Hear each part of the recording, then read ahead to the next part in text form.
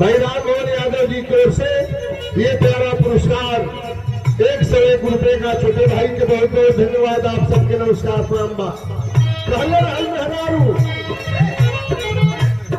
धार नाही धीर कहिया। हे मीनाक्षी हम जाम तोहरो दिन आवे वाला बा।